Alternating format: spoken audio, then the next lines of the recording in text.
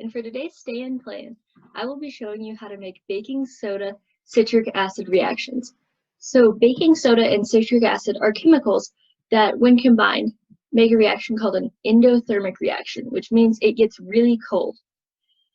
So baking soda is just your standard baking soda you have in your house, and then you can find citric acid in drink powder, drink mix.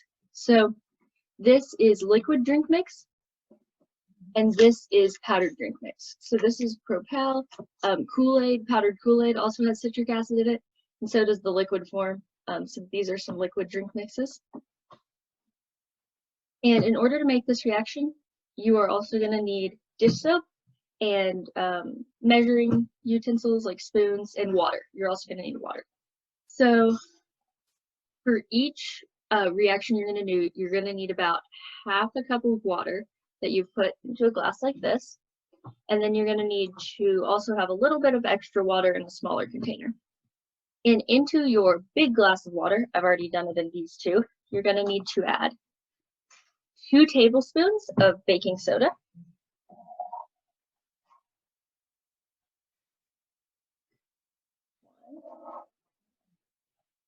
2, and 2 teaspoons of dish soap.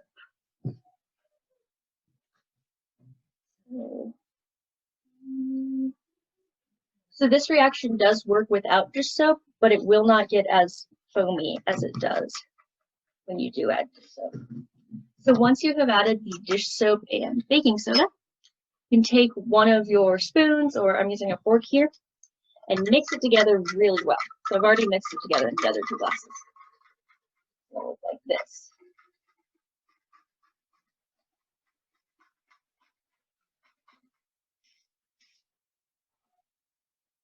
Then, in your smaller glasses, so these, you're going to need to add either your drink powder or your drink liquid. So I'm going to use the liquid in this one. You want to add quite a bit. Then with a different spoon than you use in the large glasses, you want to mix this together. I'm going to do the others. So use this for this one, use this. If the drink mix you're using does not have color to it, you can add food coloring here.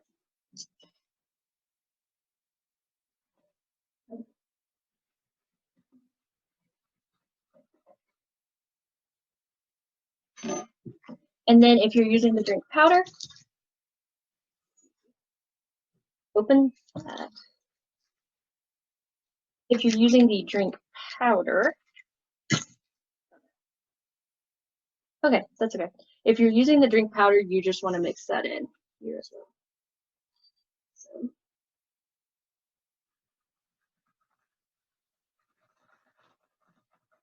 then once you have done that, you can carefully pour each of your, before you pour, you might want to stir everything just one more time to make sure nothing has settled. Quickly stir everything together. And then add your citric acid solution to your baking soda solution.